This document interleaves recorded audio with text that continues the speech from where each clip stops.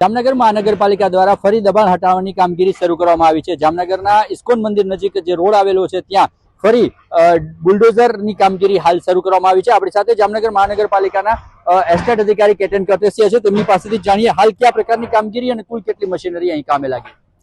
હાલે જે ડિમોલિશનની કોમર્શિયલ જે રેવન્યુ સર્વે નંબર 382 પૈકીની કલેક્ટર હસ્તક જે યુએલસી પૈકીની આવાસ હેતુ માટેની જે જમીન પ્રાપ્ત થયેલ હતી એમાં અંદાજિત 1,20,000 ચોરસ ફૂટ કોમર્શિયલ ગેરકાયદેસર બાંધકામ કરેલા હતા, તેના દૂર કરવાની કામગીરી ચાલી રહી છે।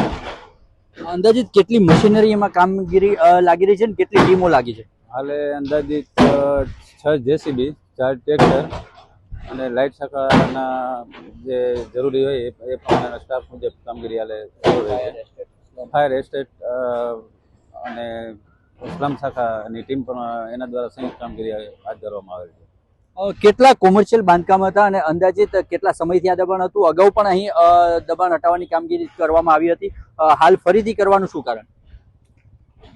અંદાજિત 23 બાંધકામો કોમર્શિયલ કરવામાં આવેલ હતા, એમાંથી 3/5/2026ના રોજ અંદાજે આશરે લગભગ 6 જેટલા બાંધકામ દૂર કરવામાં આવેલ હતા અને ત્યારબાદ જે આસામી બાકી રહેલા હતા એના દ્વારા પૂરતો સમય માગવાની એની માંગણી કરેલી હતી, તેને ધ્યાનમાં રાખી 10 દિવસનો ટાઈમ આપવામાં આવેલ હતો અને આ ટાઈમ પૂર્ણ થતાં ફરીથી આજ રોજ દબાણ દૂર કરવાની કામગીરી હાથ ધરવામાં આવેલી।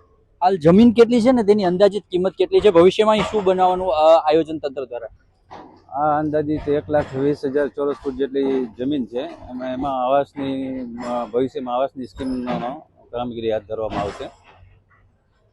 જામનગરના ઇસ્કોન મંદિર રોડ ઉપર આવેલા લગભગ 23 જેટલા કોમર્શિયલ બાંધકામોને દૂર કરવાની કામગીરી એકવાર શરૂ કરવામાં આવી હતી અને ફરી મુદત આપીને આજે બીજી વખત આ દબાણો દૂર કરવાની કામગીરી હાલ ચાલી રહી છે।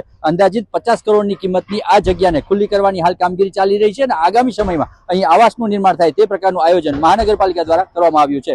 અનિલ ગોયલ સાથે દિવેશ વાયરા, ખબર ગુજરાત, જામનગર।